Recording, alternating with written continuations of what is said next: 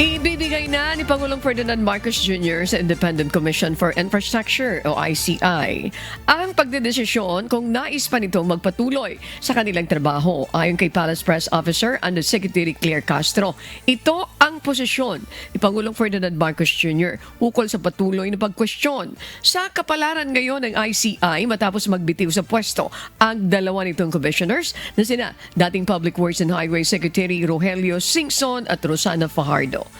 Sa ngayon ay tanging ang chairperson nito na si Justice Andres Reyes Jr. na lamang ang natitira nitong miyembro.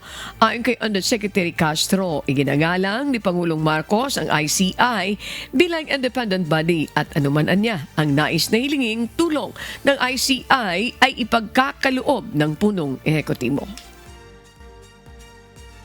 Ang sabi po niya, ang ICI daw po ay isang independent body, independent commission.